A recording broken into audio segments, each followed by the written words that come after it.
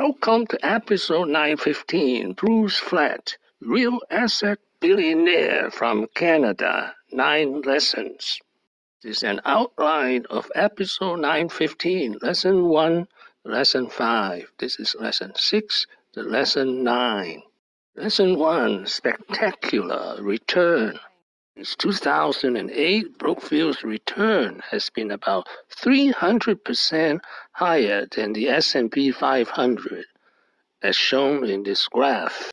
Lesson 2, he was the youngest CEO at age 36. Who is it, Bruce? So, you were the CEO of the property business at 29. You were the CEO of what's known as BAM, Brookfield Asset Management, at 36. Today we get used to young CEOs. Lesson 3, he had help from Jack Cockwell, who is 15 years his senior. They needed to turn the old conglomerate Brascan around. Jack Cockwell is a native of South Africa, and thanks to his holding in Brookfield, he is also a billionaire. Lesson 4, his company Brookfield invested global in 30 countries. We're finding that in China at the moment? We're finding it more, other than special situations, we're finding that outside the United States. And that's not to say that we haven't found things in the United States, but we're doing a lot in India.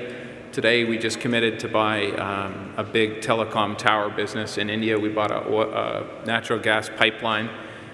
We did just commit to buy, or just closed on, a large real estate purchase in Shanghai. Lesson 5, he is bullish on institutional investors. We at Brookfield got really lucky. And I just say it comes down to just two simple things. Interest rates were 8%, and in the world was large, and it's gone to very large, and it's getting even bigger. Estimated in the range of, the last number that we had was 2016, it's estimated just over 40 trillion. And it should be over $80 trillion by 2025. So there's very substantial amounts of money that's going into real estate. Lesson 6, he sees the next big boom will be infrastructure. Real assets. We're just in a large recession. It happens to be caused by a health crisis. Everyone gets caused by something different. Everyone used to say, 2 years ago, people would say, what's going to cause the next recession? Lo and behold, I don't think anyone said pandemic. Maybe a few, but nobody believed them. And they always do that when recessions happen, but this time it's off the charts as to how much they've spent. And there's only 2 ways to recoup that money. Tax more or sell assets. When I say sell assets, what that means for government is infrastructure. Lesson 7, real estate returns much higher than bonds and stocks. And it simply comes down to this one simple mathematical exercise. Bonds yield 1 to 3%. If you're in Japan, it's 0. If you're 0 out to 30 years. And in the United States, we're pushing 3% today. Equities, generally, if you bought an index fund, you probably will earn 6 to 8% over the next 10 to 20 years if you stayed in and didn't trade. And real asset yields can offer 6 to 20%. So if you buy real estate or infrastructure and you do it right, you can earn between 6 or 20%.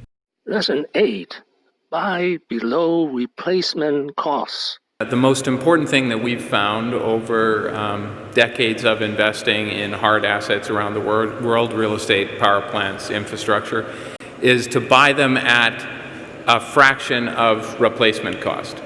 And odds give you a margin of safety if you can do that. So we look for capital dislocation in the world.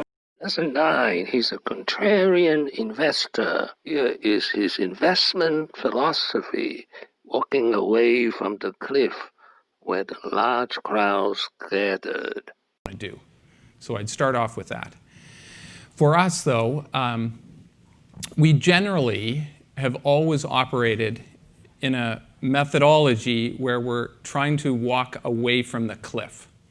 And we keep this slide in the office, in many of the offices in the world, to really indicate and remind all of our people that one should always look for opportunity away from where the crowd is going.